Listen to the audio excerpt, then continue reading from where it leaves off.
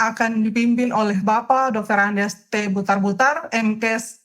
Beliau adalah pendiri Yayasan Kipra. Untuk itu disilahkan Bapak.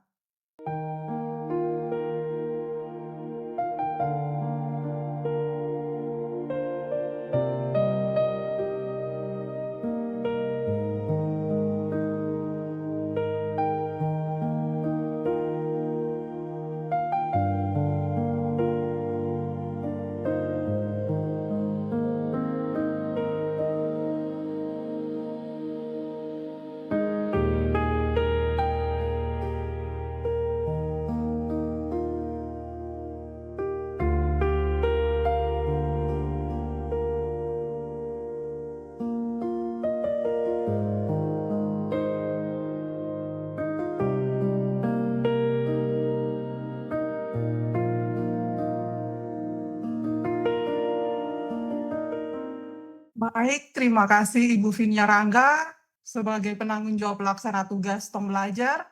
Baik, kita akan masuk dalam perkenalan singkat dengan peserta. Ada pepatah yang mengatakan tak kenal maka tak sayang. Baik, saya akan menyapa teman-teman. Terima kasih semua untuk Sobat Tong Belajar yang sudah berpartisipasi mengikuti pelatihan keuangan hari ini. Ada Sobat Tong Belajar dari 6 simpul. Yang pertama ada di Kota Jayapura, Manokwari, Sorong, Timika, Merauke, dan Wamena. Dan juga ada mitra pakar dan sobat OMS yang ada di Tanah Papua. Baik, saya sapa dulu. Ada Kakak Reni. Hai Kak Reni. Boleh open mic-nya? Selamat siang, Kak. Siang Kak Reni. Apa kabar Kak Reni? Puji Tuhan, sehat. Terima kasih. Apa kabar juga semuanya? Puji Tuhan, sehat. Kak Reni posisinya di mana? Di Timika. Kami dari Yayasan Melati Peduli Timika ya.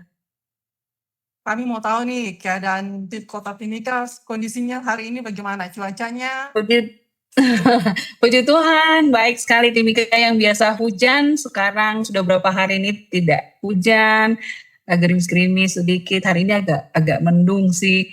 Cuma puji Tuhan dari pagi belum hujan. Semoga sampai sore, malam tidak hujan dulu supaya bisa beraktivitas. Baik, puji Tuhan. Ya, terima kasih Kak Reni. Ada teman-teman? Halo, selamat siang. Halo, selamat siang. Selamat siang. Ya, Bu, Iin. Iya, Iin, Bu. Perkenalkan, saya Pak Inem. Saya dari Lembaga UMKM BKI, terkait isu disabilitas. Terima kasih sudah mengikutsertakan kami, khususnya penyandang disabilitas, dalam kegiatan pelatihan yang sangat luar biasa ini. Terima kasih, Ibu, Bapak. Selamat siang. Baik, sebelum kita masuk dalam proses pelatihan keuangan kita hari ini, saya akan menyampaikan beberapa teknis dalam proses pelatihan hari ini. Untuk Sobat Tong Belajar, silahkan menggantikan username menjadi asal nama dan asal lembaga. Contohnya, Neta Tong _ Tong Belajar. Teman-teman yang lain boleh menyesuaikan. Baik, kalau sudah, yang berikutnya, jika sobat-sobat Tong Belajar tidak ada kendala, bisa menyalakan kamera dalam sesi pelatihan agar sobat-sobat Tong Belajar juga bisa lebih fokus dan lebih interaktif. Dan juga selama pemaparan materi oleh narasumber, mohon untuk menonaktifkan mikrofon agar suara tetap kondusif. Jika ada pertanyaan dari teman-teman, dari Sobat Tong Belajar dalam sesi pemaparan materi, Sobat Tong Belajar boleh tulis di dalam kolom chat dan akan kami bantu dalam moderasi di sesi tanya jawab nanti. Yang berikut, Sobat Tong Belajar bisa menggunakan fitur raise hand atau chat room untuk bertanya. Sudah paham semuanya? Sudah menggantikan nama dan asal lembaga? Iya, terima kasih. Baik, kita akan masuk dalam sesi pelatihan keuangan hari ini.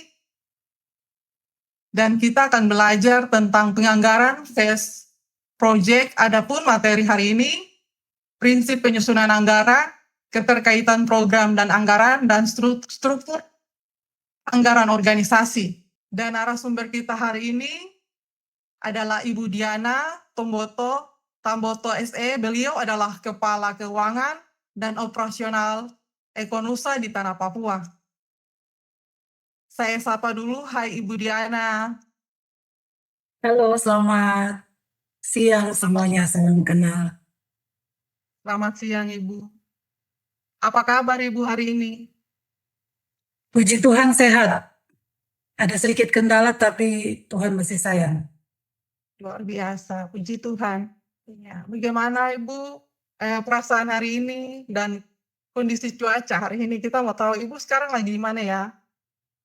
Sekarang posisi lagi di kantor Ekonusa di Sorong. Cuaca tadi hujan lebat. Tapi sekarang kayaknya sudah ada, saya hanya bisa intip sedikit dari jendela ada matahari. Jadi sepertinya cuaca sudah baik-baik saja. Baik, terima kasih Ibu. Dan juga ada Kakak Joyce Rumbewas dari Tong Belajar.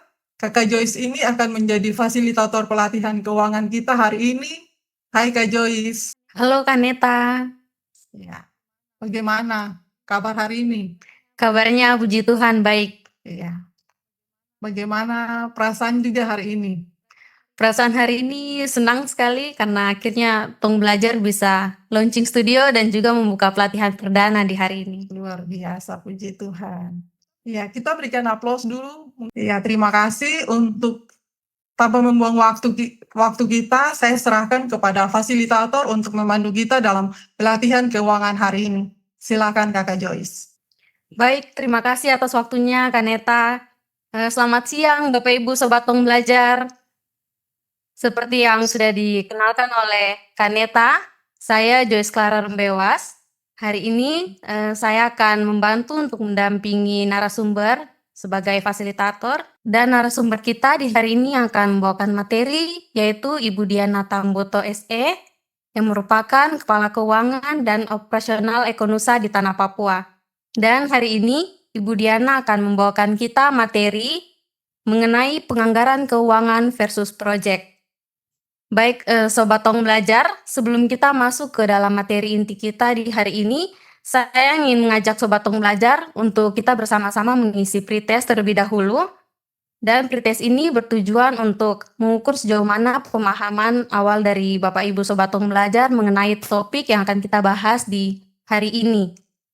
Baik, untuk mengisi pretest ini, Bapak Ibu Sobat Tong Belajar dapat mengakses link yang akan dibagikan oleh tim Tong Belajar melalui chat box. Pretest yang akan Sobat Tong Belajar isi ini menggunakan platform Wayground. Jadi setelah Bapak Ibu sudah login ke Wayground ini, silakan untuk mengisi nama terlebih dahulu menggunakan nama asli, dan jika semua peserta sudah login, kita akan mulai untuk mengisi pretest bersama-sama.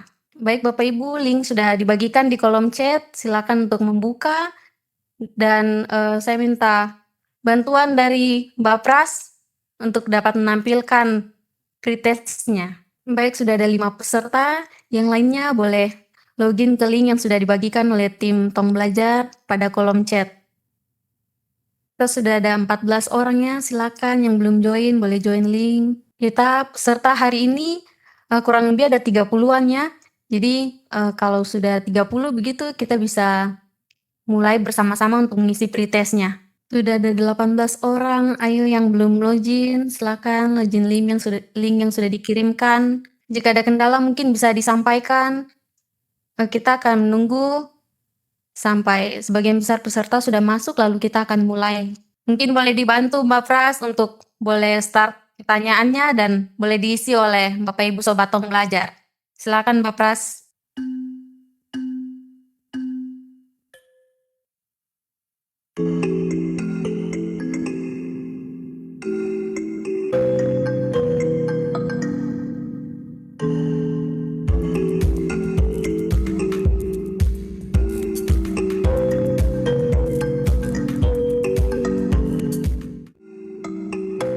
Baik, Bapak Ibu, apakah sudah selesai semua?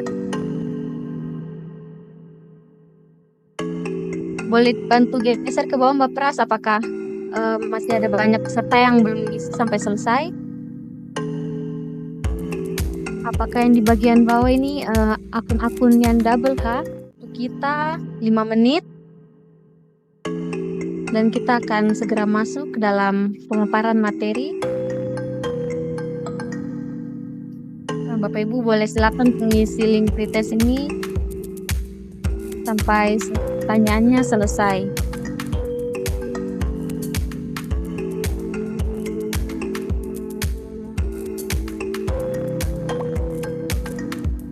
Sebagian besar sudah mengisi. Untuk kita akan end link pretestnya ya Bapak Ibu. Dan kita akan masuk ke dalam sesi pemaparan materi. Mbak Pras mungkin tidak boleh di end linknya karena sebagian besar sudah menjawab.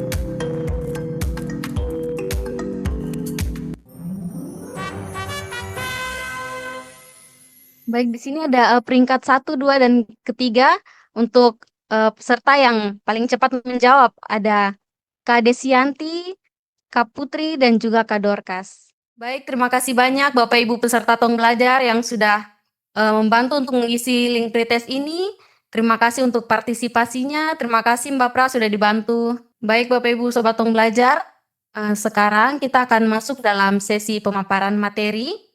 Seperti yang sudah disampaikan di awal, materi kita di hari ini berjudul Penganggaran Keuangan versus Project, di mana kita akan bersama-sama mendengarkan pemaparan materi mengenai konsep dasar anggaran, hubungan anggaran lembaga dan perencanaan jangka panjang, serta anggaran proyek donor, termasuk siklus, tahapan penyusunan, dan proses monitoring, evaluasi, revisi. Kemudian prinsip penyusunan anggaran, keterkaitan anggaran dan program sampai pada struktur anggaran organisasi itu sendiri. Dan di akhir materi nanti kita akan sama-sama masuk ke dalam sesi diskusi dan tanya jawab. Jadi Sobat Tong Belajar boleh sekali untuk menggunakan kesempatan ini untuk dapat berdiskusi, bertanya sebanyak-banyaknya kepada narasumber kita, ataupun antar anggota ataupun antar peserta boleh berbagi pengalaman dari organisasi teman-teman masing-masing. Jadi Sobat Tong Belajar silakan untuk menggunakan waktu ini, waktu kita bersama ini untuk belajar bersama dan berdiskusi senyaman mungkin selama 2 jam ke depan. Dan jika di tengah pemaparan materi ada pertanyaan yang ingin disampaikan, Bapak Ibu Sobat Tong Belajar boleh untuk menulisnya di kolom chat. Dan jika ada kesempatan di tengah pemaparan materi, saya akan membantu untuk menyampaikannya kepada Ibu Diana. Dan baik Sobat Tong Belajar, saya akan menyerahkan waktu sepenuhnya kepada narasumber kita yaitu Ibu Diana untuk memaparkan materi secara lebih rinci. Silakan Ibu Diana. Terima kasih Joyce untuk bantuannya. Baik, terima kasih sudah lihat semua teman-teman semua. Apakah sudah lihat share screen yang sudah dibagikan sama tim Tong Belajar? Sudah, Kak. Oke, terima kasih. Saya tadi sempat lihat ada untuk tes tadi awal hanya beberapa yang tidak mengisi ya, dan kebanyakan dari semua peserta yang ada, 30-an ya, sudah paham sebenarnya soal anggaran keuangan lembaga dan proyek. Jadi sebenarnya kalau saya lihat di daftar hadir, semua adalah orang-orang yang sudah berpengalaman di keuangan. Paling tidak, walaupun tidak dari background keuangan, tetapi sudah pernah duduk atau bekerja di bagian keuangan. Karena saya yakin di saat link ini dibagikan, undangannya tujuan atau sasarannya adalah untuk para finance ya, para keuangan-keuangan yang ada di lembaga masing-masing. Lembaga yang ada di beberapa sipil sebenarnya yang mitra pakar. Tapi walaupun bukan mitra pakar, tidak apa-apa. Mari kita join bersama, kita belajar bersama, kita sharing bersama. Mungkin ada pengalaman-pengalaman yang teman-teman pernah alami di lembaga masing-masing yang bisa kita sharing nanti di sini. Oke, tujuan kita mempelajari materi hari ini seperti tadi di Briefo sudah dipaparkan pertanyaan-pertanyaan. Harapan tentunya adalah kita di bagian keuangan maupun pemimpin-pemimpin lembaga kita paham prinsip penyusunan anggaran, keterkaitan program dengan anggaran, serta struktur anggaran itu sendiri. Memang ini masih sesi pertama dalam pelatihan keuangan ini, masih ada beberapa sesi ke depan.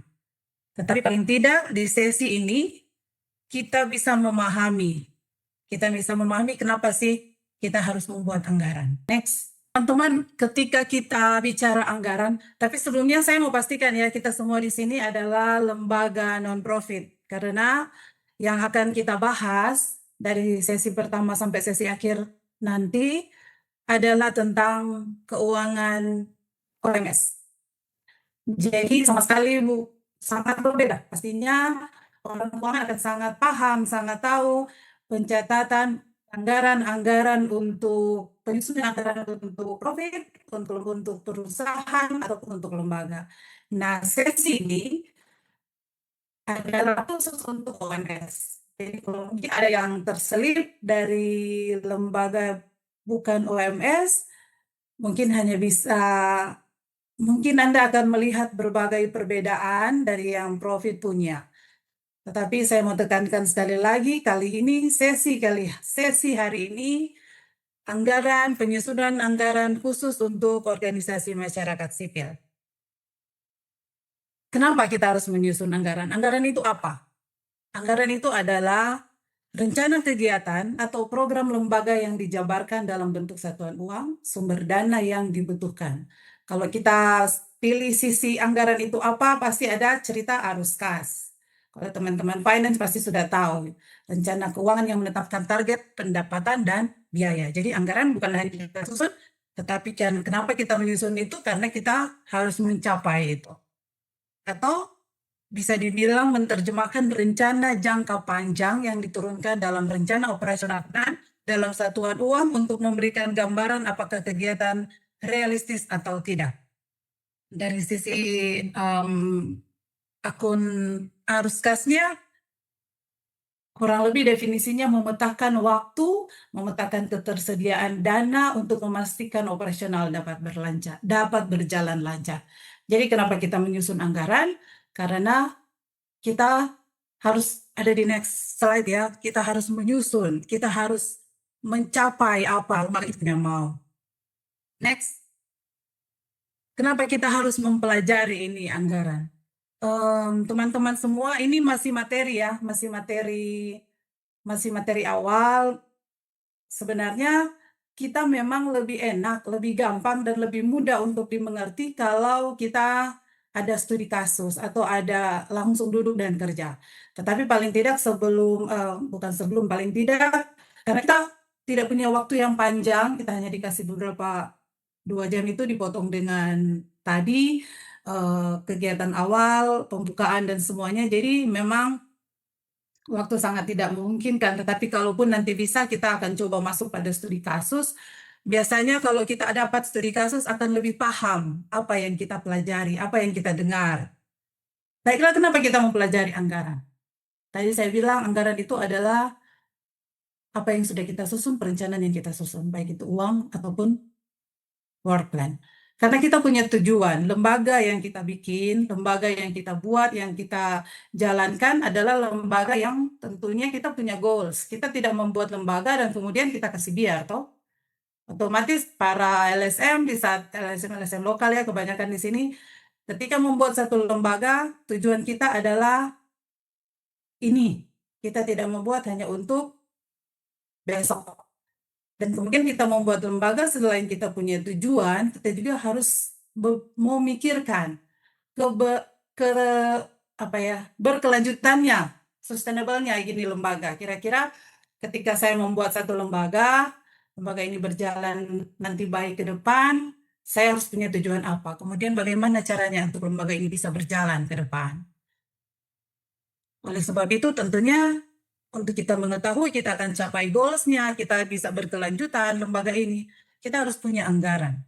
Teman-teman, sambil saya menerangkan singkat tentang apa tujuan kita menyusun anggaran, perbedaan antara project versus lembaga. Apabila ada pertanyaan-pertanyaan yang mungkin mengganjal atau mungkin ada selama ini sebagai seorang finance atau seorang pemimpin lembaga kita masih ada sedikit, apalagi lembaga baru, masih sedikit butuh masih ada lah yang mengganjal di pemikiran kita, silahkan bertanya atau nanti di chat box saja. Nanti ada fasilitator, ada Joyce nanti akan pandu. Hubungan anggaran lembaga dengan perencanaan jangka panjang. Tadi kita sudah singgung sedikit ketika kita membuat anggaran, ketika kita membuat lembaga, otomatis harus ada anggaran. Ada yang short term, ada yang long term. Otomatis lembaga yang kita susun ini, anggaran yang kita susun, mau tidak mau harus sesuai dengan visi kita, sesuai dengan misi kita, sesuai dengan tujuan, strategi, kemudian ada aktivitas. Ada operasional di dalam situ. Kemudian ada fundraising. Bagaimana setelah kita susun, ini visi kita, ini misi kita, ini tujuan, ini goals kita bikin operasionalnya. Sekarang pertanyaannya bagaimana kita akan mencari fundraising untuk keberlangsungan lembaga kita. Next, sesama lembaga, sesama finance, kita kadang berpikir, apa sih bedanya anggaran lembaga, anggaran proyek? Apa bedanya? Tapi itu nanti kita bahas sebentar, nanti ada di slide-slide berikut. Yang sekarang kita ingin bahas adalah hubungan anggaran lembaga, anggaran proyek. Jadi tadi sudah dibilang anggaran lembaga itu harus ada perencanaannya, perencanaan anggarannya, kemudian kita susun strateginya, ada fundraising di dalam situ, kita akan masuk kemudian ke annual planning. Di dalamnya terdapat operational budget. Itu nextnya kita project planning, di dalamnya terdapat project budget, periode tergantung dari proyek. Nah, teman-teman sekalian, ketika kita menyusun anggaran lembaga, yang pastinya yang akan kita susun, kira-kira ada yang bisa jawab. Ketika menyusun anggaran lembaga, dua komponen apa yang akan kita buat? Saya pengen ada yang jawab. Nanti ada hadiahnya. Berdasarkan pengalaman saja, teman-teman sekalian. Ketika kita menyusun anggaran lembaga kita, apa dua komponen yang penting di dalam penyusunan anggaran lembaga itu? Ada yang bersedia untuk menjawab? Tidak usah takut salah, karena kita semua masih diskusi, masih belajar sama-sama. Izin Ibu mau menjawab. Iya, silakan. Selamat siang semua. Perkenalkan Ibu, nama saya Maria Dow. Saya dari Yayasan Pembangunan Kesejahteraan Masyarakat Yapkema dari Nabire. Oke, Ibu Maria dari Nabire ya. Dalam menyusun anggaran ada dua komponen, yaitu pengeluaran dan pemasukan Ibu. Dari saya. Pengeluaran dan pemasukan. Iya. Masih ada yang lain? Izin Ibu, selamat siang. Putri Iya. dari Perdum Kuari. Ya, kalau boleh izin minta komponennya, kegiatan, Kegiatan dan apa? memetakan rencana dan tujuan, kemudian merincikan secara detail apa saja yang akan dikerjakan. Oke. Terima kasih. Terima kasih. Saya tadi minta cuma 2 orang yang menjawab. Terima kasih Ibu Tri dan Ibu Maria yang sudah merespons. Tadi memang saya minta cuma 2 orang karena waktu. Kita next ke slide. Nanti dari slide ke slide, teman-teman sekalian akan paham apa yang saya tanyakan tadi dan mungkin akan mendapat jawaban pasnya. Siklus anggaran lembaga versus project. Kita sudah paham sekali ya, para finance di lembaga-lembaga di LSM ini sudah sangat paham sekali dengan ini. Rencana otomatis di saat lembaga itu akan dibuat, kita harus memiliki perencanaan anggaran. Kemudian implementasi, monitoring, dan evaluasi. Saya tidak perlu banyak jelaskan di sini karena akan lebih detail di next slide. Ini dia tahapan penyusunan anggaran barang versus project. Saya rasa ini semua sudah sangat familiar di mata teman-teman sekalian. Para finance sudah sangat paham betul dengan alur ini. Tahapannya pastinya kita memiliki penyusunan work plan, ya. Kita susun work plan dulu, bagaimana kita menyusun detail anggarannya kalau kita tidak ada work plan besarnya. Apa yang akan kita buat? Jadi otomatis kita harus punya work plan. Apa tujuan lembaga kita? Kita kuatnya lembaga itu di mana? Kemudian kita susunlah work plan kita sesuai dengan kapasitas kita, dengan kekuatan kita, kekuatan lembaga kita. Kemudian kita bikin proposal. Ya betul, para pemimpin-pemimpin lembaga dan finance ini pasti ya. Setelah ada work plan, kita bikin proposal. Kita bikin proposal. Nah, setelah bikin proposal, di dalam proposal itu mau tidak mau ada budgetnya, ada anggarannya. Prosesnya ke sebelah kanan atau kiri ya. Kanan saya prosedur perikatan setelah sudah jadi proposalnya, donor sudah setujui, kita masuk paling bawah sebelum masuk ke prosedur revisi, otomatis kita harus punya format anggaran yang detail. Biasanya kita next saja supaya lebih paham karena ini siklus dia punya anak panah agak sedikit rancu kalau kita lihat, kita next supaya lebih paham. Oke. Monitoring, evaluasi dan anggaran dan revisi anggaran. Tadi kita sudah pahami ya bagaimana penyusunan anggaran lembaga versus project. Setelah biasanya di kita di para finance LSD masing-masing lembaga, ini ceritanya kita sudah dapat apanya uangnya ya. Jadi otomatis ada monitoringnya, ada evaluasi, ada revisi anggaran. Dalam monitoringnya ada BFA keuangan yang biasa dibuat oleh finance, budget versus aktualnya. Kemudian disamakan dengan budget versus programnya. Ini kira-kira uang keluar sesuai tidak dengan kondisi yang terjadi, dengan apa kegiatan yang terjadi. Jangan sampai uang sudah 50%, kegiatan baru 20%. Otomatis itu buruk kita di mata donor ya. Kemudian yang ketiga kompilasi budget versus actual. Kemudian amandemen. Nah ini yang sering sekali para finance kita setelah kita bikin BFA-nya, kita kompilasi dan kemudian ternyata ada budget-budget lain dari program itu ya, dari budget itu yang over. Biasanya over itu kita akan bikin amandemen. Yang sudah dengan mitra pakar yang sudah punya agreement yang menerima uang dari pakar, kira-kira berapa persen variannya kalau boleh lebih dalam satu budget lain di pakar, kira-kira berapa persen yang sudah punya pengalaman dengan pakar? Apa ada yang tahu? Biasa karena dari satu donor ke donor biasanya sama, varian kelebihan atau kelebihan over itu biasanya tidak melebihi 10% ya. Pakar kira-kira 10% enggak ya? Kita kasih contoh pakar saja ya. Apabila ada kelebihan, biasanya yang akan dibuat adalah amandemen. Otomatis kita akan merevisi anggaran yang dilakukan. Dari budget awal kita akan revisi dengan apa yang sudah real terjadi. Setelah evaluasi review dan evaluasi. Kurang lebih seperti itu. Kita next. Kemudian prinsip penyusunan. Kita harus pahami donor itu maunya apa. Donor itu sudah punya format. Biasanya kita akan mengikuti format mereka ya. Kalau kita penerima donor, dari setiap donor yang kita terima, formatnya biasa beda-beda.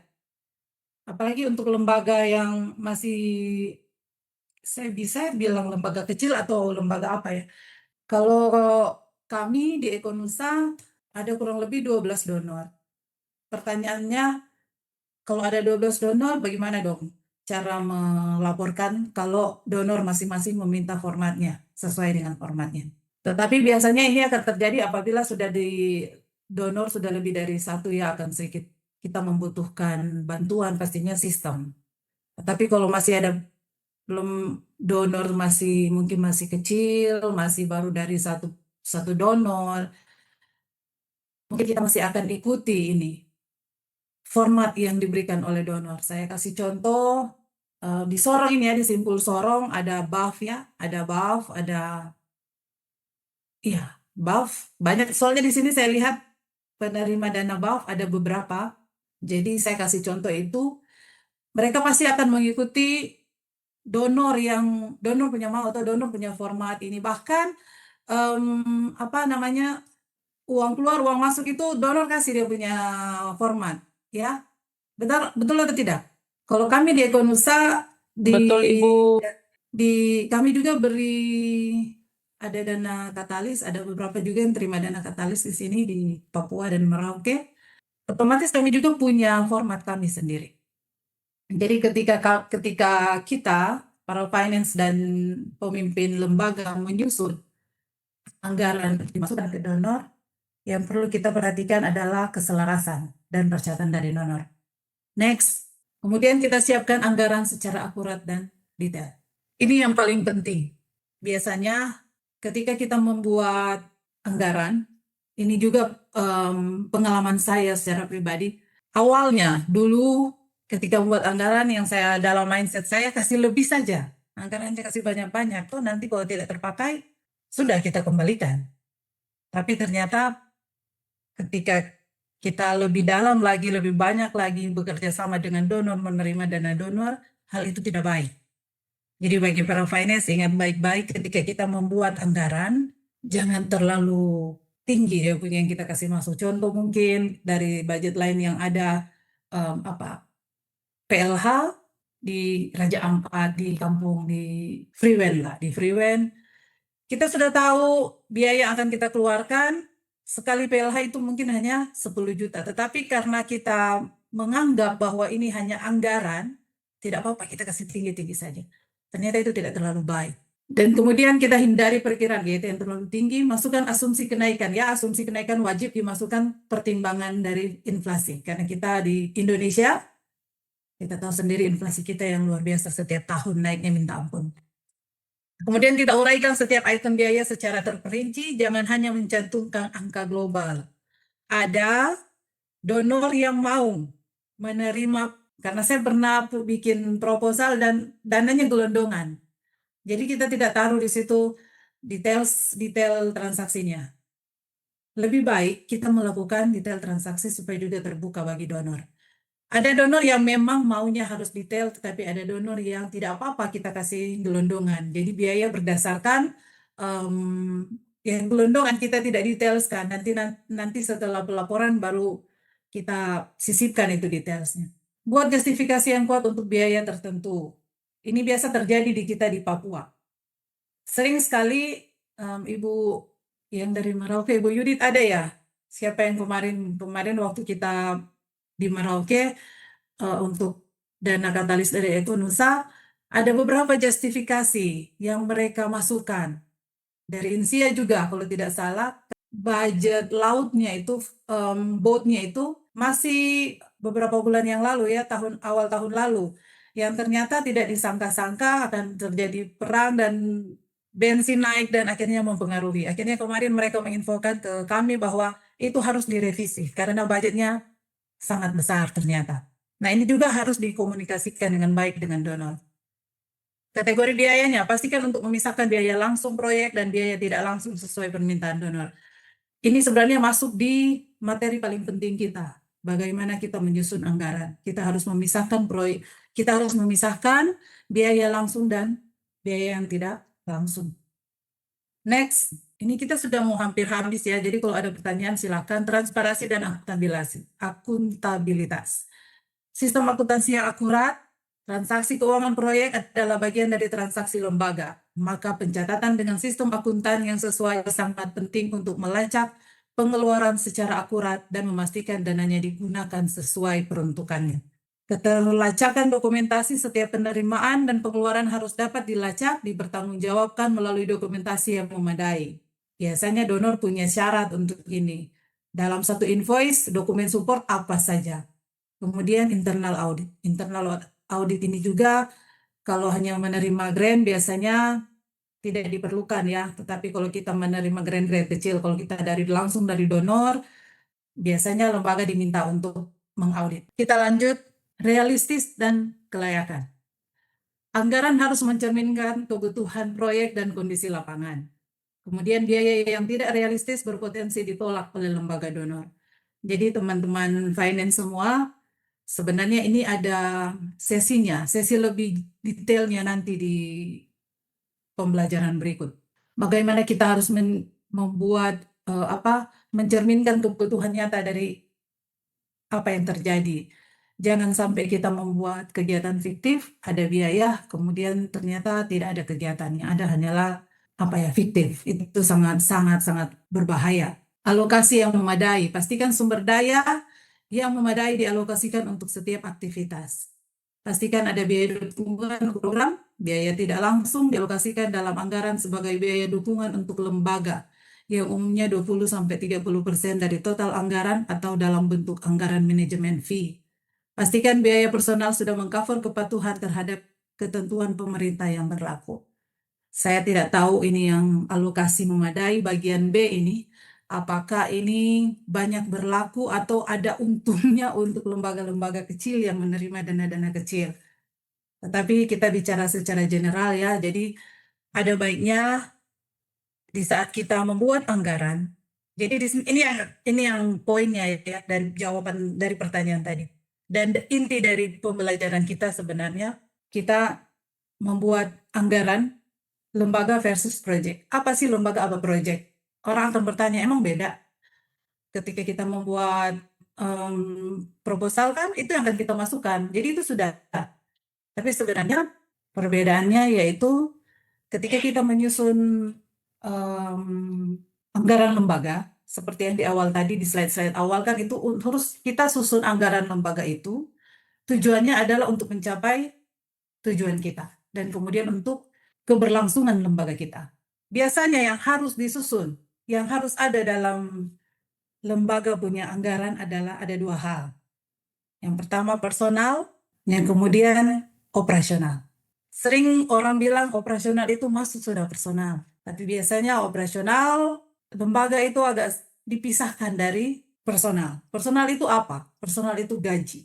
Gaji-gaji staf yang ada di dalam lembaga itu. Jadi ketika kita menyusun program, ketika kita menyusun anggaran untuk lembaga kita, baiknya kita menyusun untuk jangka 3 sampai 5 tahun ke depan.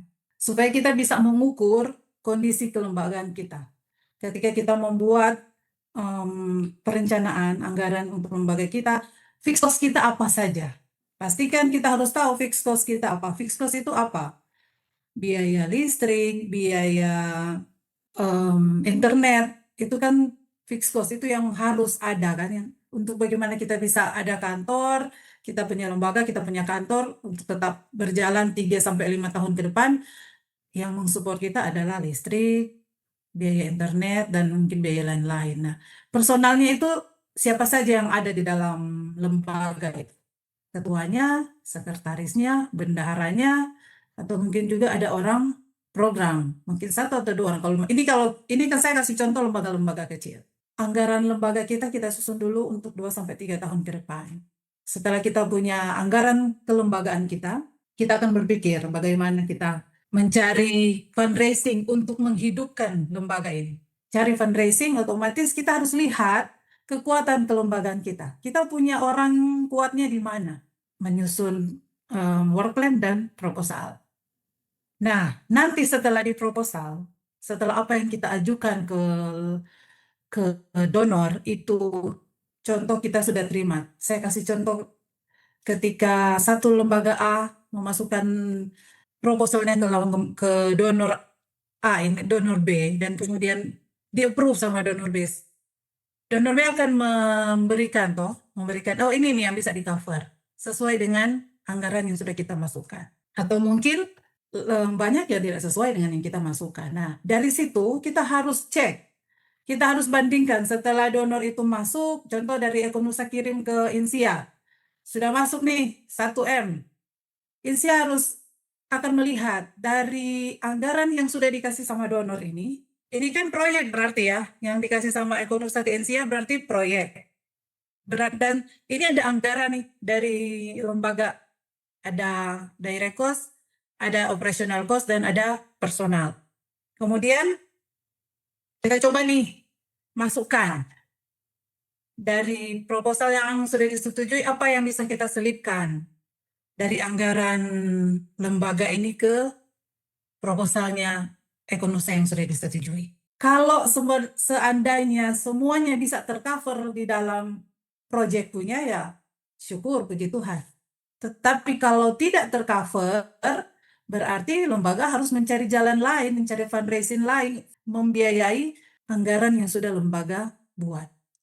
Tetapi pada dasarnya, bukan pada dasarnya, pengalaman yang terjadi di kita saat ini, kebanyakan apa yang sudah disusun oleh lembaga, apa yang sudah disusun anggaran kita awal, itu yang kita setor ya ke donor. Biasanya lembaga kecil, saya based on pengalaman ya, kalau di lembaga-lembaga kecil kebanyakan hidup dari proyek. Betul nggak tidak? Kita hanya hidup dari proyek. Jadi kalau ada donor masuk, ya kita donor itu mungkin 1-2 tahun, atau mungkin contoh donornya budgetnya cuma setahun, durasinya setahun, dan kemudian terhenti di ending di akhir tahun, kemudian tidak ada lagi pendonoran, nah kita akan stuck, kita akan diam. Ya? Betul tidak? Teman-teman lembaga-lembaga, para teman-teman LSM sekalian, para finance. Based on pengalaman yang saya lihat seperti ini untuk lembaga-lembaga kecil. Kebanyakan yang saya lihat di lembaga-lembaga kecil hanya based on project. Kalau project itu 3 bulan, ya 3 bulan, tunggu 1-2 bulan stuck, 5 bulan, bulan ke-6 ada project baru masuk, mulai lagi hidup. Dan sepanjang 3 bulan itu, ya diam, operasional pun tidak berjalan, gitu loh. Nah, di sini kita belajar bersama bagaimana anggaran dasar lembaga itu paling penting untuk kita tahu bahwa apa yang harus kita buat setelah kita membuat anggaran dasar.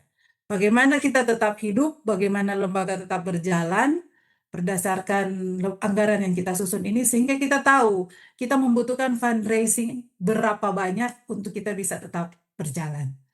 Yang saya pengen tekankan di sini, di alokasi yang memadai di poin B.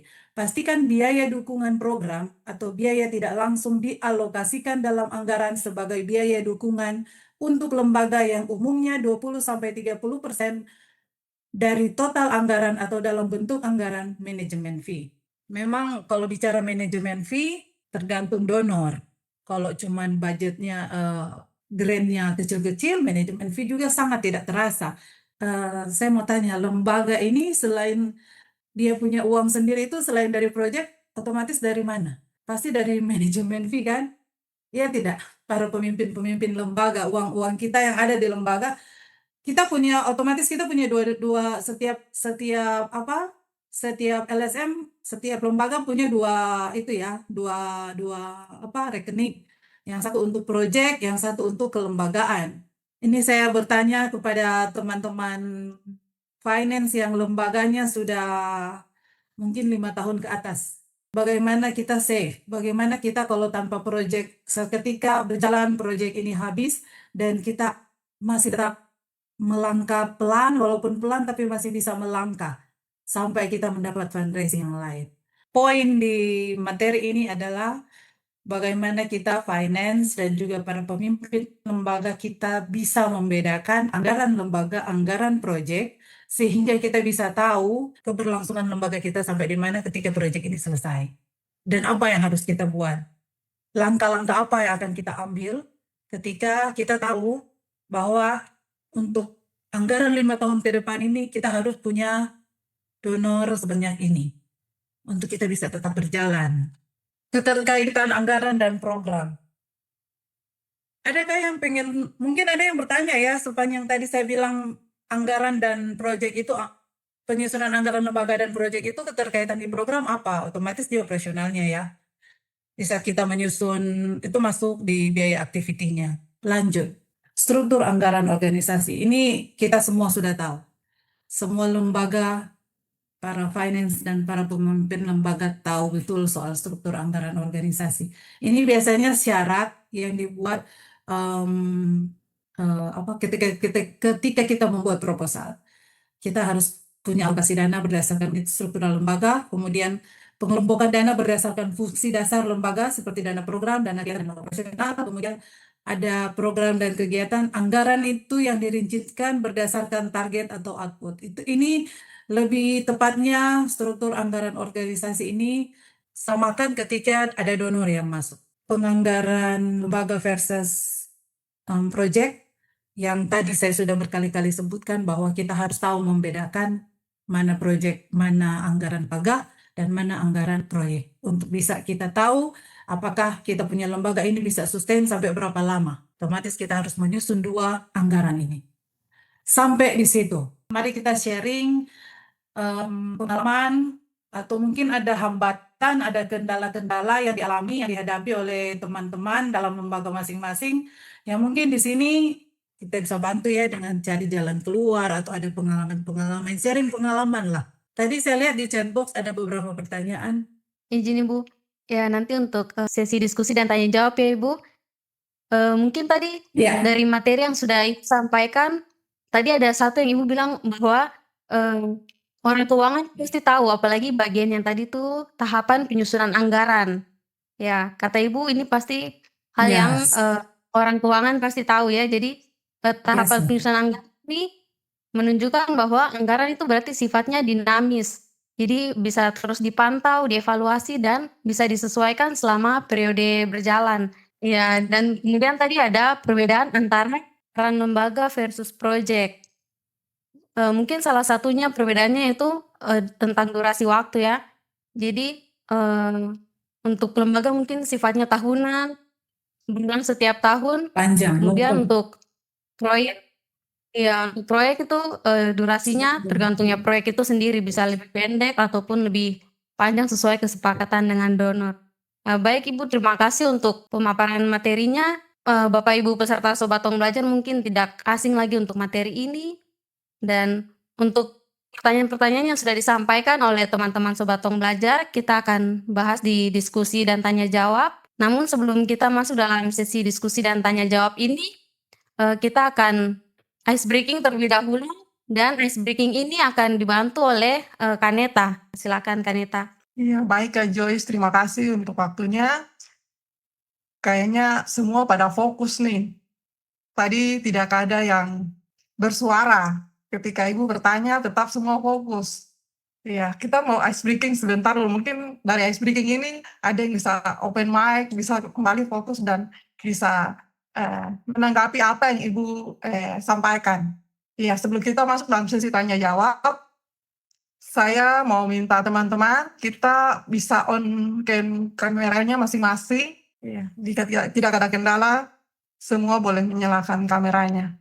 Ice breaking kita kali ini kita akan menyebutkan satu nama hewan, dan nama hewan tersebut akan kita pakai, huruf terakhir dari nama hewan tersebut akan kita pakai untuk menyebut nama hewan berikutnya. Bisa teman-teman? Diusahakan bisa. Baik, coba kita mulai ya. Kelinci. Untuk teman kita Uni dari Bentara. Ikan mas. Iya, teman Uni boleh sebut teman yang lain. Putri dari Perdulu. Iguana kak. Bisa sebut nama rekan berikutnya. Siapa ya? Kamalinda dari Kobumi. Huruf awalan A. Karena tadi iguana. Ayam. Sebut rekan berikutnya. Indah dari Lingkar Madani. Tadi terakhir apa ya Kak? Maaf. Bantu Aduh. jawab M. M. Apa hewan dari M ya? Musang. Kayaknya boleh sebut rekan berikutnya. Oke, selanjutnya dari Kak Adrian Maulana. Gorila kan tadi ya, terakhirnya kan G kan. Selanjutnya Abi dari Selam Papua. Ya, sorry coba ulang tadi. Terakhir apa? Gorila. Gorila. Jadi huruf terakhir ya. A. Ayam. Ayam sudah kak. Oh, anjing kalau gitu. Anjing sudah kak? Sorry. Belum kakak. Belum. Saya ke tadi siapa yang belum ya? Dari ini kawan Ana sudah kak? Ana do. Bisa lempar ke rekan yang lainnya. Oke. Yang belum siapa kak? Aduh. Saya Kakak. Oke lanjut. Ya. Tadi apa ya Kakak? Anjing. Anjing terakhir G, berarti gajah. Gajah saya buang ke Desimora. Ya, Kak Desi mungkin tidak on. Terima kasih semua buat teman-teman yang sudah berpartisipasi mengikuti ice breaking ini. Waktu saya kembalikan ke fasilitator. Baik, terima kasih Kaneta untuk ice breaking-nya. Baik, sahabat Tong Belajar, kita akan masuk dalam sesi diskusi dan tanya jawab. Jika kita melihat di kolom chat ada beberapa yang sudah menanyakan pertanyaan kepada Ibu Diana. Jadi untuk sesi diskusi ini boleh Sobat Pembelajar menanyakan langsung kepada Ibu Diana mengenai pertanyaan yang sudah disampaikan pada kolom chat. Waktu kita untuk berdiskusi kurang lebih 30 menit. Untuk itu saya akan membuka sesi diskusi ini untuk semua Sobat Pembelajar dapat menyampaikan pertanyaan, bisa berdiskusi maupun saling berbagi pengalaman antar organisasi dari Sobat Pembelajar masing-masing. Untuk Sobat Pembelajar yang ingin bertanya, boleh mengaktifkan kamera, mengaktifkan mic, ataupun raise hand. Ya, dari Ibu Pariem. Boleh untuk menanyakan pertanyaannya, Ibu, silakan. Ya. Sebelumnya terima kasih buat Ibu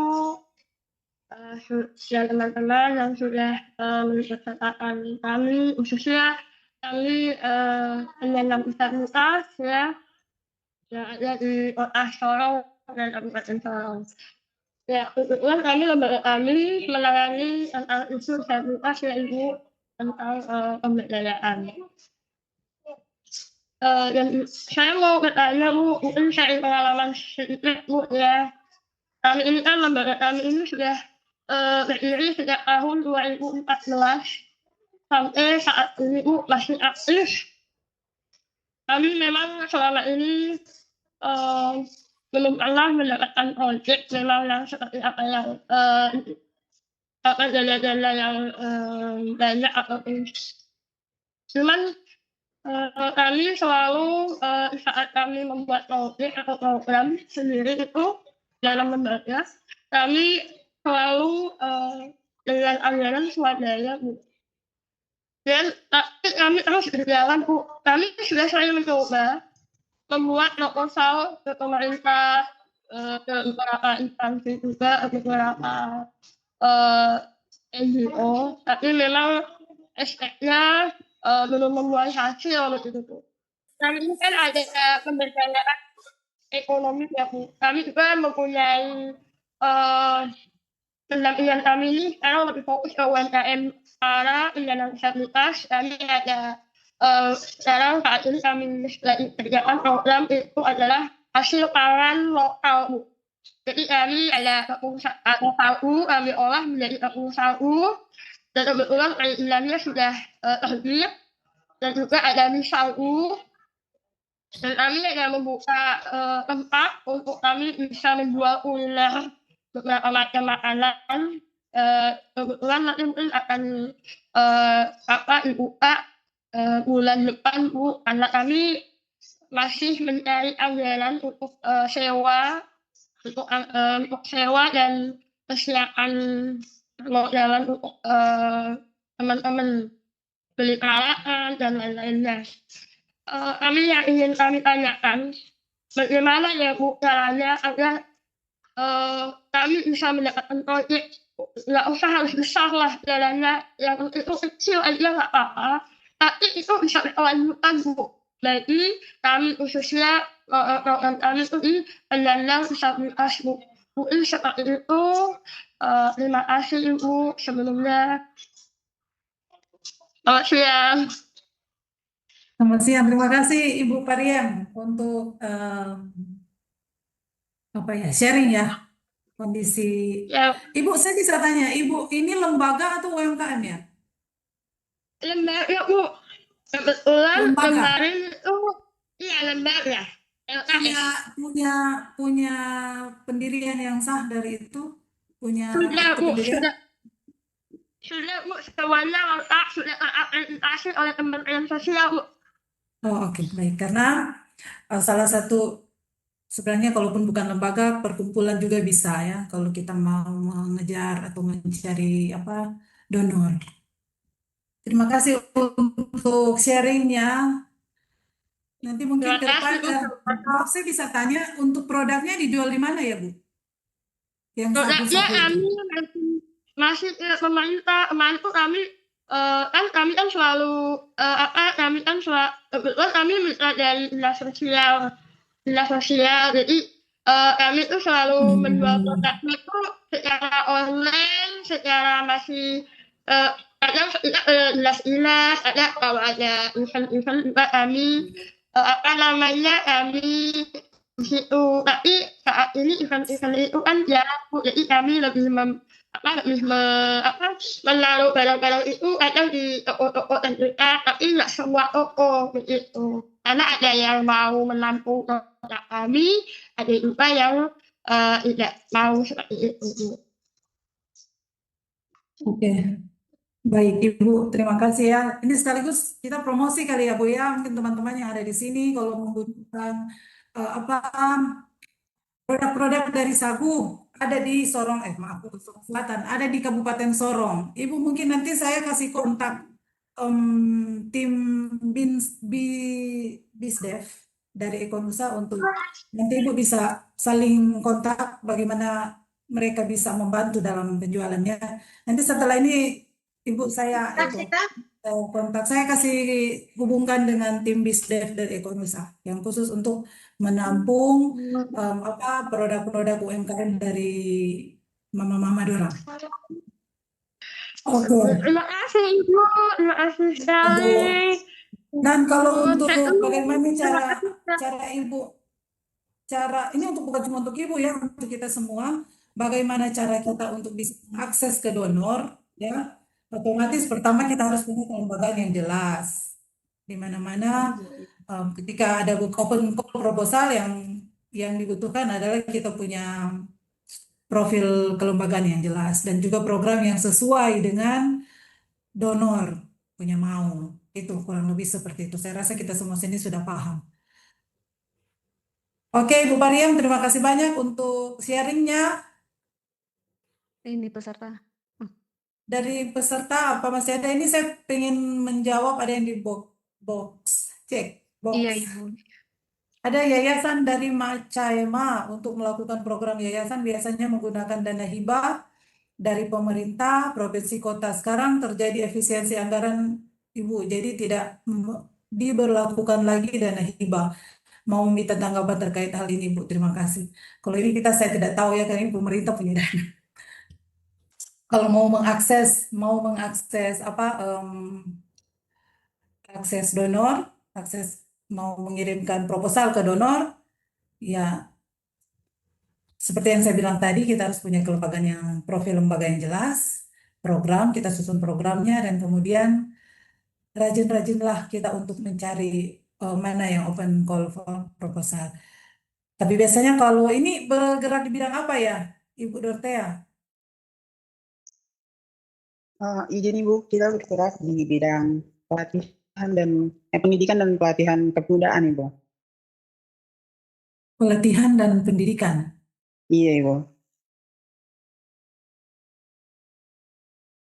Kalau saya, maaf di sini saya lebih banyak kita di sini di bagian konservasi ya, hampir semua, bukan hampir semua, mungkin 80% saya lihat peserta yang ada ini adalah lembaga-lembaga yang bergerak di bidang konservasi.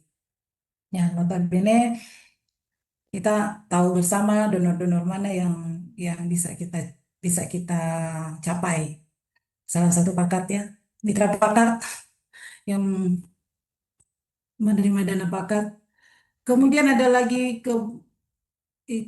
pertanyaan ini bertanya, berarti tidak semua anggaran itu bisa masuk ke dalam proyek. Tidak semua anggaran lembaga, ya, anggaran lembaga masuk ke dalam proyek. Iya, iya Bu, seperti iya. Iya, betul. Memang tidak semua anggaran lembaga yang kita susun itu bisa masuk ke dalam anggaran proyek. Karena biasanya kalau kita susun anggaran lembaga 2-3 tahun ke depan. Betul kan tidak? Kita susun bukan hanya untuk 1 tahun, tetapi kita susun untuk long term, 2-3 tahun sampai 5 tahun ke depan. Nah, yang bisa kita masukkan ke dalam proyek adalah ketika kita sudah mendapat donor, yang akan kita masukkan, kita ikut sesuai dengan line donor, line project, line line budget donor yang sudah ada, itu yang bisa kita masukkan. Dari mana anggaran itu, anggaran yang kita susun mungkin 5 tahun ke depan itu, mana yang bisa kita masukkan sesuai dengan umur proyek pastinya. Karena mungkin donor hanya 1 tahun, sedangkan anggaran kita ada 5 tahun ke depan. Jadi yang kita harus fokuskan adalah anggaran-anggaran di lembaga yang bisa kita masukkan ke situ ya mungkin dana fixed cost-nya mungkin untuk 12 bulan kalau itu cukup atau kita sesuaikan dengan line budget dari donor. Kalau contoh nih line budget donor untuk apa wifi atau internet kantor ada 500.000 per bulan ya kita harus cocokkan dengan itu dengan line donor dari donor punya itu. Kalau misalnya kita punya lebih dari itu ya kita harus tanggung sendiri ya lembaga yang akan mengcover. Begitupun gaji kita harus melihat ini harus jeli-jeli lembaga melihat line budget donor yang pas yang bisa kita masukkan di mana itu kita punya anggaran lembaga yang bisa kita pindahkan ke donor sehingga sepanjang tahun itu kalau masa proyek 1 tahun sepanjang tahun itu semua staf mungkin bisa tercover dalam proyek kurang lebih seperti itu. Jadi kebanyakan tidak semua anggaran lembaga itu bisa masuk dalam anggaran proyek. Harus pintar-pintarnya kita dan kita juga harus melihat kesepakatan yang kita buat dengan donor. Kurang lebih seperti itu, Kakak Arya. Baik Ibu, Jadi kalau nama saya Maria, saya di sini. Iya, Bisa foto. tidak, saya yang salah tulis Ibu tadi belum. Ya. Terima kasih Oke, Ibu. Oke, terima kasih. Bagaimana dengan lembaga baru yang ada pertanyaan lanjutan? Bagaimana dengan lembaga baru yang belum punya anggaran dasar? Silakan membuat anggaran dasar dulu. Jadi ketika membuat lembaga yang harus dibuat awal adalah anggaran dasar. Tadi kita sudah bahas, anggaran dasar itu yang menentukan kita sustain, kita bertahan berapa lama. Apakah kita akan bisa mencapai kita punya goals. Dan ingat, ketika kita membuat anggaran dasar, kita juga harus mengingat kekuatan lembaga kita di mana. Kurang lebih seperti itu Bapak Hendra. Dari Yayasan Bumi Papua Lestari. Ini seorang semua ya yang bertanya. Bu, kami ada pendampingan untuk kelompok perempuan di Batanta. Sudah hampir setahun vakum karena kekurangan biaya untuk pendampingannya. Mereka punya produk sampo Binsoren. Bagaimana solusi untuk hal seperti ini? Ini yang saya bilang tadi, ketika kita membangun sebuah lembaga, ketika kita tidak memiliki anggaran dasar, kita tidak punya perencanaan apa yang harus dibuat ketika kita membangun lembaga, kita hanya berdasarkan proyek kan? Kita hanya berdasarkan anggaran proyek. Dan ini banyak terjadi di lembaga-lembaga kecil di Papua. Hidup lembaga hanya berdasarkan proyek. Otomatis kita harus pintar-pintar mencari fundraising. Dan kemudian kalau untuk kasusnya Ibu Deborah ini, Ibu ini sampo Binsoren terbuat dari apa kah? Boleh tahu dia punya bahan pokok, bahan apa ya? Bahan baku.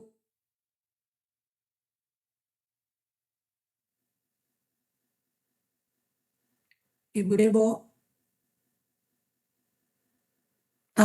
Saya tidak promosi, tetapi kebetulan di Ekonusa kita punya satu departemen ya, BISDEV. Ini yang dia akan biasanya akan membantu koperasi-koperasi, mama-mama dorong perkumpulan-perkumpulan yang ada di kampung-kampung untuk produk-produk kelapa tapi sudah fermentasi.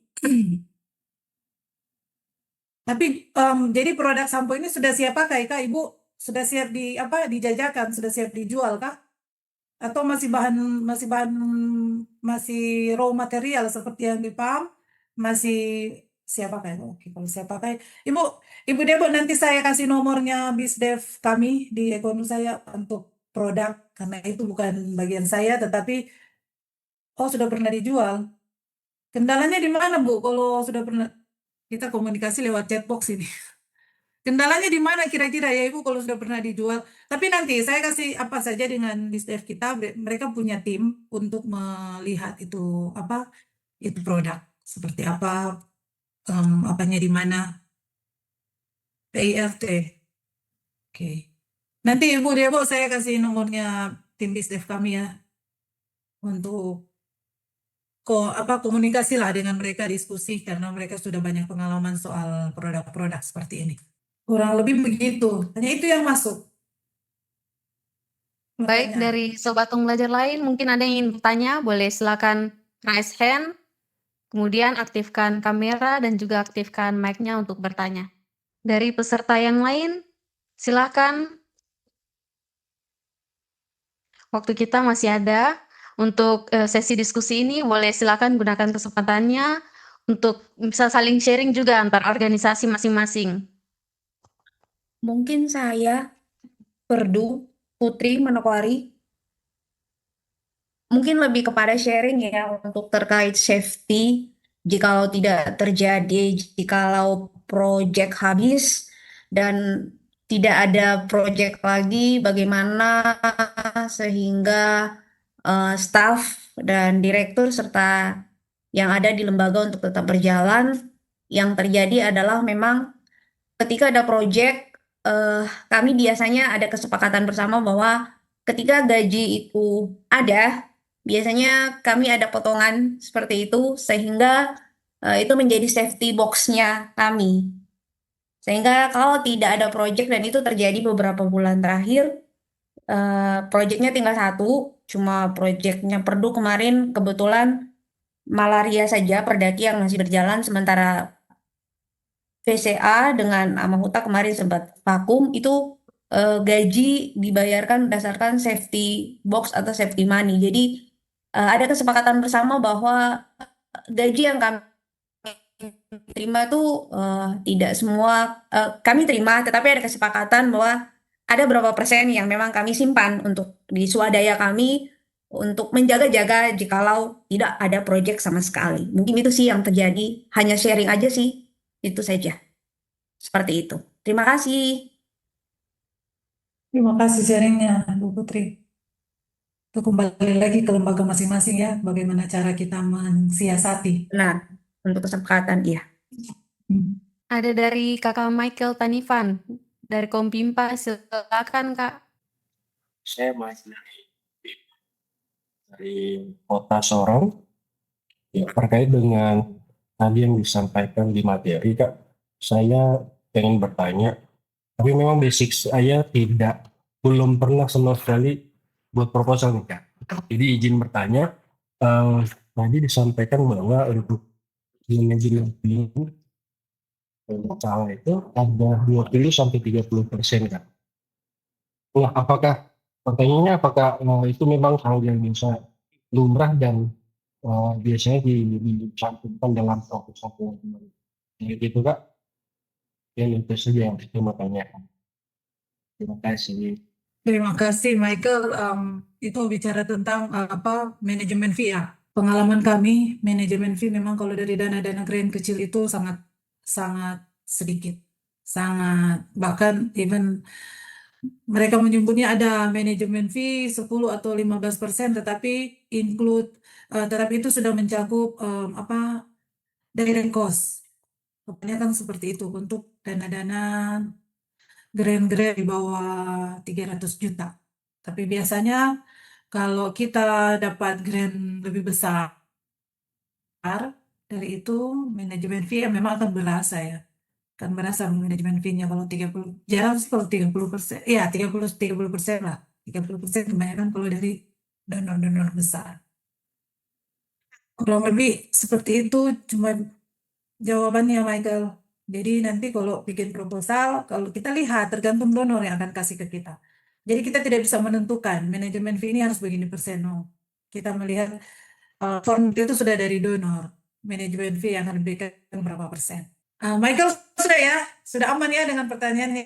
Terima kasih banyak, Kak. Jadi ini sebenarnya problematika yang terjadi di lembaga-lembaga kecil di seluruh tanah Papua. Bagaimana cara kita bisa langsung mengakses ke funding. Kurang lebih begitu ya, ke donor. Selama ini mungkin hanya ada dari grant-grant kecil-kecil, tapi mungkin apakah ada di sini yang bisa sharing pengalaman dengan menyangkut pertanyaan dari Ibu Desi. Ada tidak sih lembaga yang misalnya langsung kepakat gimana caranya, langsung pula atau kemana, atau ada donor-donor besar lainnya? Kira-kira adakah yang punya pengalaman? Kami persilakan. Mungkin dari Bentara, ini Bentara kan itu ya, langsung ya. Selamat sore, Kakak U. Ya sore, dengar silakan. suara. Mungkin pengalaman dari kami, maaf ya kami di Diantara, di Sorong waktu tahun 2018-19 sebelum COVID, ada lembaga yang kami kelola, namanya lembaga itu adalah Papua Forest Watch. Tapi sekarang lembaga itu sudah vakum dan lembaga itu kebetulan dia menerima langsung dari donor dari Norway, RFN. Nah, pengalaman yang waktu itu adalah sebagai seorang finance itu, mungkin Desi sudah ada di sini kan, di Sorong kan, atau waktu itu atau belum? Tahun 2018 itu. 2018 belum kakak. Oh, belum ada. Oke. Jadi kami menerima langsung dari donor nih. Memang begitu ribet aturannya. Begitu ribet dengan lembaga lokal yang membuat membuat seolah-olah kita ini lembaga yang terkenal, tetapi logonya lembaga lokal. Jadi kita harus mengikuti cara mereka untuk membuat laporan, menyusun proposal dan lain sebagainya. Bahkan kami sempat didatangi untuk memberikan semacam pelatihan dari mereka untuk membuat proposal dari mulai penulisan dan lain sebagainya. Dan itu sangat bermanfaat. Nah, kenapa saya mau katakan ini sebagai pengalaman di sini? Karena ada yang bertanya, ada lembaga-lembaga kecil yang menerima donor. Memang pada waktu itu situasi memang lagi tidak dalam kondisi baik karena sementara mau COVID. Oleh sebab itu lembaga ini tutup karena mereka tidak mau lagi untuk membiayai karena alasan beberapa pemimpin mereka ada yang meninggal.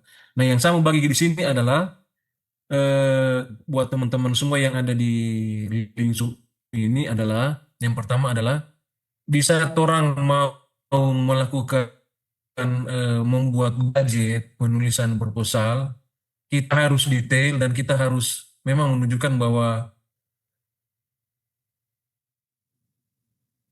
walaupun kita lembaga lokal, kita harus menunjukkan kita punya, mereka memang sudah buat format segampang mungkin dan kita mengisinya. Begitu juga dengan penganggaran, budget itu mereka yang buat, jadi kita mengikuti. Semua form sudah ada di situ dan kita mengikuti. Nah, di samping kita mendapat pelajaran di situ, kita juga dapat pengalaman bagaimana cara orang membuat proposal dan membuat anggaran yang mereka anggarkan. Dan tentu saja lewat pelatihan dan pengalaman-pengalaman di lapangan beberapa tahun itu dan setelah itu COVID dan tutup, itu yang menyebabkan ada satu pertanyaan yang timbul, kapan lagi lembaga-lembaga kecil bisa mendapat donor seperti kami pada waktu itu. Sekarang di zaman sekarang ini memang agak susah kalau ada lembaga-lembaga yang besar yang akan memberikan donor, karena menurut mereka pengalaman lembaga-lembaga kecil itu tidak akan mampu untuk mengimbangi dengan apa yang mereka minta. Mungkin Ibu Desi bisa bisa pahami, karena kalau untuk sekarang ini memang sangat susah lembaga donor besar untuk memberikan anggaran kepada lembaga-lembaga lokal. Itu pun kalau ada, pasti akan sangat kita akan susah mengimbangi dengan cara kita mungkin dapat pelatihan seperti ini. Mungkin kita akan bisa mengimbangi bagaimana cara kita menyusun proposal dan menyusun budget yang mereka mau. Mungkin sharing dari kami. Terima kasih. Terima kasih Bapak Hendra sudah sharing pada teman-teman Sobat Tong Belajar di sini. Baik, izin Ibu Diana untuk sesi diskusi dan tanya jawab ini. Mungkin kita tutup di sharing dari Pak Hendra tadi. Terima kasih untuk semua peserta yang boleh aktif dalam diskusi, memberikan pertanyaan-pertanyaan juga, kemudian boleh saling sharing antar anggota dari organisasi masing-masing, dan semoga sesi ini bisa membuat kita saling mengenal antar satu sama lain, antar organisasi sesama pekerja WMS di tanah Papua. Mungkin terakhir dari Ibu Diana, apa ada tanggapan ataupun closing statement mengenai sesi diskusi yang sudah kita lakukan di hari ini? Baik, terima kasih Joyce untuk waktunya. Mungkin sedikit saja. Jadi dari apa yang sudah kita pelajari, saya hanya berharap semoga lembaga yang kita bangun, lembaga-lembaga kecil terlebihnya, yang kebanyakan ikut ini adalah lembaga-lembaga kecil dan baru, semoga kita bisa paham. Mari kita membuat anggaran dasar kita dulu, supaya kita tahu mau dibawa kemana lembaga kita, sehingga ketika ada donor yang besar masuk, kita sudah siap. Dan teman-teman, ini baru sesi 1, masih belum ending. Ada sesi-sesi berikutnya dengan narasumber-narasumber berbeda. Mari terus ikut supaya kita bisa dapat poin dari kegiatan ini untuk bisa membantu, bisa membangun lembaga kita lebih baik, lebih maju, dan otomatis lebih terpercaya ke depannya sehingga kita bisa siap menerima donor-donor yang ada. Terima kasih Joyce. Baik, terima kasih Ibu Diana. Baik Sobat Tong Belajar, selanjutnya kita akan masuk ke dalam sesi post-test. Untuk itu saya minta kesediaan dari Bapak Ibu untuk dapat menjawab pertanyaan-pertanyaan pada post-test selanjutnya. Post-test ini bertujuan untuk mengukur peningkatan pemahaman Bapak Ibu setelah mendapatkan materi yang sudah disampaikan oleh Ibu Diana. Untuk link post-testnya saya minta bantuan dari tim Tong Belajar untuk boleh di-sharing ke dalam kolom chat. Dan sesi post-test ini kita akan dibantu lagi oleh Mbak Pras. Boleh silakan ditampilkan Mbak Pras. Bapak Ibu peserta Tong Belajar, Sobat Tong Belajar boleh silakan masuk ke dalam link yang sudah dibagikan di kolom chat.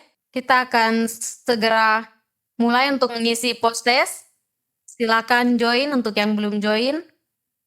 Mbak Pras mungkin izin untuk Wayground-nya boleh di-mute saja. Baik Bapak Ibu yang belum join link Wayground, boleh silakan join untuk kita dapat mengisi post-test bersama-sama. Sudah ada 21 peserta yang sudah join. Boleh silakan dibantu Bapak Ibu yang belum join ke dalam link post-test. Sudah ada 24 peserta. Boleh dibantu Bapak Ibu untuk masuk ke dalam link post-testnya. Kita tunggu sama-sama 1 menit lagi ya. Lalu kita akan start untuk mengisi post-testnya serempak. Ibu Pariem, belum bisa dibuka linknya Ibu? Ada kendala lain? Link post-test sudah dibagikan di kolom chat. Boleh langsung ditekan saja Ibu. Ibu Pariem di sini sudah masuk ya. Baik, Bapak Ibu Sobat Tong Belajar, kita akan mulai untuk mengisi post-test. Mungkin boleh dibantu Mbak Pras untuk boleh start pertanyaannya.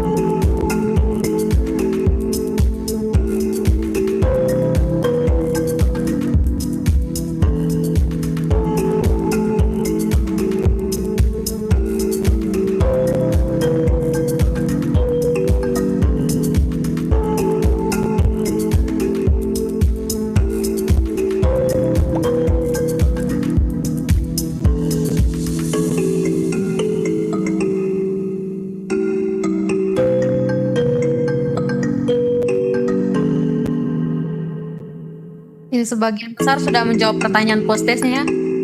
Bapak Ibu Sobat Tong Belajar yang lain boleh mengikuti diisi linknya sampai pertanyaan yang terakhir.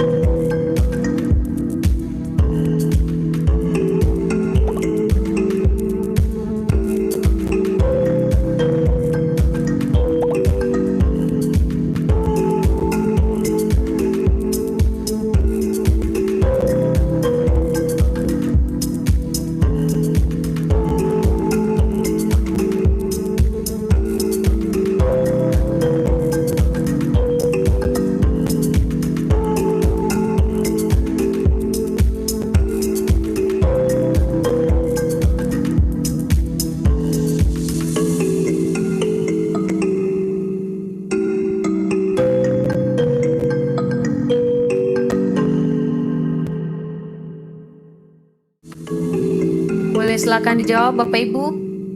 Kita akan segera end untuk pertanyaan link post-test ini, karena selanjutnya kita akan mengisi form evaluasi peserta.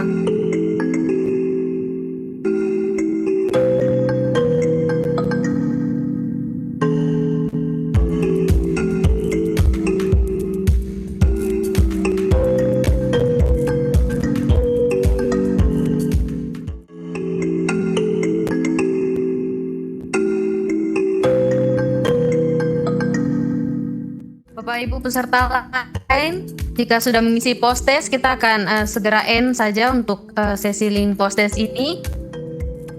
Bapak Ibu Sobat Tong Belajar lainnya bisa menyesuaikan. Baik, Mbak Pras, mungkin ya boleh di end saja untuk link post-testnya.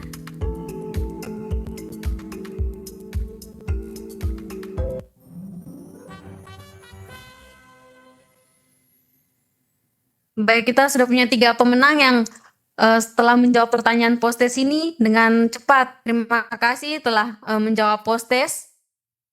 Baik, Bapak Ibu Sobat Tong Belajar, saya minta kesediaannya kembali untuk kita dapat bersama-sama mengisi form evaluasi peserta sebagai bahan masukan bagi kami tim Tong Belajar agar pelatihan-pelatihan Tong Belajar ke depannya dapat menjadi lebih baik lagi.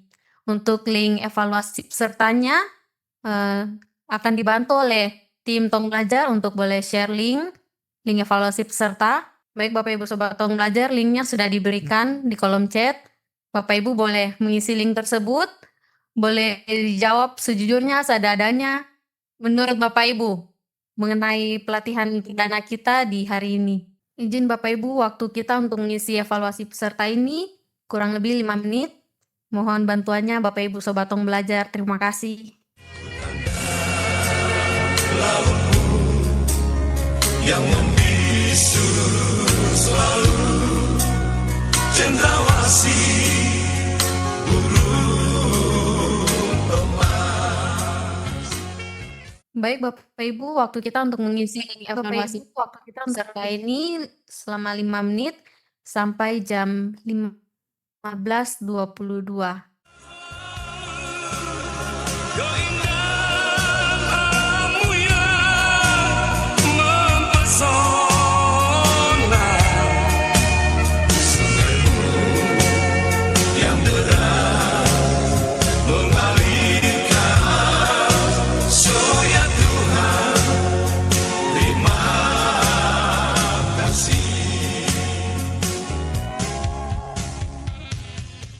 Baik Bapak Ibu Sobat Tong Belajar, sudah ada 4 peserta yang mengisi evaluasi peserta.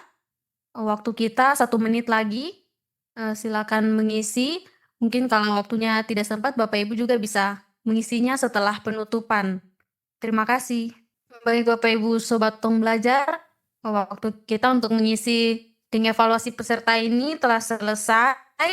Sebagai bagian dari penutupan, menutupi sesi pelatihan perdana Tong Belajar di hari ini, saya ingin mendengar sudut pandang dari beberapa peserta, mungkin bisa dari 2 peserta mengenai jalannya pelatihan kita di hari ini. Mungkin saya minta kesediaan dari 2 peserta untuk bisa membagi refleksi terhadap pelatihan online perdana yang dilakukan oleh Tong Belajar. Mungkin boleh raise hand Bapak Ibu yang ingin memberikan refleksinya. Atau saya langsung tunjuk ya. Mungkin boleh dari Ibu Malinda dari Kobumi. Mungkin bisa memberikan refleksi terhadap pelatihan perdana Tong Belajar di hari ini. Saya sebelumnya kan belum terlalu paham perbedaan anggaran proyek sama anggaran lembaga. Dan setelah ikut pelatihan ini, saya menjadi lebih paham tentang perbedaan anggaran proyek. Pekerjaan saya di mana saya juga sekarang membutuhkan pemahaman tentang anggaran lembaga dibandingkan anggaran proyek. Terima kasih. Baik, terima kasih Ibu Malinda. Dari 1 peserta, mungkin dari Ibu Adolfina di Timika, boleh bisa sharing Ibu atau memberikan refleksi maupun kesan terhadap pelatihan online perdana Tong Belajar di hari ini. Silakan Ibu bisa memberikan refleksi ataupun kesan terhadap pelatihan kita di hari ini. Oke, ucapkan terima kasih kepada teman-teman panitia dari Tong Belajar yang sudah fasilitasi ini. Dan ini material ini sangat bermanfaat untuk ada pembelajaran atau pendidikan yang kita dapat selama ini, di mana kami adalah komunitas-komunitas kecil yang kadang kami banyak mengalami problem kendala dalam menghadapi pendonor-pendonor yang skala besar, sehingga mungkin ini jadi ada catatan-catatan penting yang tadi oleh pemateri sampaikan, itu mungkin menjadi pengetahuan masukan untuk kami ke depannya. Kalau bisa diterapkan di komunitas atau organisasi masing-masing. Pikir mungkin begitu dari saya. Kasih. Baik, terima kasih Ibu Adolfina dan juga Ibu Malinda yang boleh memberikan kesan terhadap pelatihan kita. Dan sebagai penutup dari refleksi dan juga kesan terhadap pelatihan perdana kita, saya ingin memberikan kesempatan kepada Ibu Finjarangga untuk Ibu juga boleh memberikan tanggapan ataupun closing statement untuk pelatihan kita. Silakan Ibu. Selamat sore untuk semua. Atas nama tim pelatihan Tong Belajar, saya mengucapkan selamat dan sukses untuk sahabat Tong Belajar. Semoga pelatihan kita ini dan ke depan akan memberikan dampak positif bagi kelompok-kelompok binaan antara di seluruh tanah Papua. Pesan saya, jangan sungkan untuk berhubungan dengan Tong Belajar, karena hari ini kita sudah mendapatkan informasi bahwa ada satu media online yang kita bisa pakai bersama, belajar bersama di tanah Papua. Selamat, salam untuk semua. Baik, terima kasih Bu Fin. Terima kasih untuk teman-teman, Sobat Tong Belajar yang telah memberikan kesan dan juga refleksinya. Untuk itu, saya minta kepada Sobat Tong Belajar semuanya untuk boleh dapat mengaktifkan kamera. Kita akan mengambil dokumentasi untuk pelatihan kita di hari ini. Boleh silakan untuk mengaktifkan kamera. Kita akan dibantu oleh tim Tong Belajar. Boleh dibantu teman-teman semua untuk mengaktifkan kameranya. Saya akan memandu kita untuk sesi dokumentasi ini ya. Saya akan hitung sampai 3. Baru teman tim Tong Belajar akan membantu untuk screenshot untuk mendokumentasikan pelatihan kita. Baik Ibu Yudi, tidak apa-apa, tidak masalah. Sobat Tong Belajar lainnya, jika tidak ada kendala boleh untuk mengaktifkan kameranya. Saya akan hitung sampai 3 ya, silakan bergaya di depan kamera. 1, 2, 3. 1 kali lagi. 1, 2, 3. Baik. Ya, 1 kali lagi ya Bapak Ibu. Boleh ini gaya bebas ya. Gaya bebas. 1, 2, 3. Baik, terima kasih Bapak Ibu Sobat Tong Belajar semuanya. Terima kasih tim Tong Belajar yang sudah membantu untuk mengambil dokumentasi. Sebelum kita mengakhiri pertemuan ini, saya ingin menginformasikan bahwa jika ada Sobat Tong Belajar yang ingin mengetahui informasi terkait pelatihan selanjutnya ataupun kegiatan-kegiatan selanjutnya yang dilakukan oleh Tong Belajar, boleh dapat mengikuti ataupun memantau melalui media sosial Tong Belajar. Ada Instagram, Facebook, dan juga website Tong Belajar yang boleh Bapak Ibu dapat akses. Kemudian selain itu, rekaman pelatihan kita di hari ini akan kita upload dan Bapak Ibu boleh mengaksesnya melalui channel YouTube Tong Belajar, sehingga Bapak Ibu bisa menyaksikan kembali kapanpun diperlukan. Baik Bapak Ibu Sobat Tong Belajar, tidak terasa kita sampai di penghujung pelatihan kita di hari ini.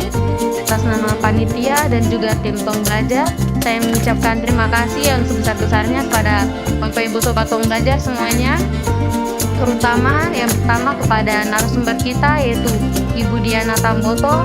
Terima kasih atas ilmu dan pengalamannya yang telah dibagikan kepada kita semua. Sekaligus terima kasih juga karena Ibu telah membuka secara perdana pelatihan yang dilakukan oleh Tong Belajar di hari ini. Dan terima kasih juga kepada moderator kita yaitu Kaneta yang sudah memandu dalam pembukaan dan juga dalam sesi ice breaking. Serta kepada seluruh peserta Sobat Tong Belajar, terima kasih karena sudah mau berpartisipasi aktif untuk mengikuti pelatihan dari awal sampai akhir. Semoga ilmu yang sudah dibagikan dan juga pengalaman-pengalaman dari sharing Sobat Tong Belajar semuanya bisa bermanfaat dan bisa kita terapkan dalam organisasi kita masing-masing. Sampai jumpa dalam pelatihan Tong Belajar selanjutnya Bapak Ibu. Terima kasih semuanya. Terima kasih semuanya. Selamat sore. Linda, terima kasih ya. Dah. Bye-bye, Linda. Dadah semuanya. Belajar. Bye.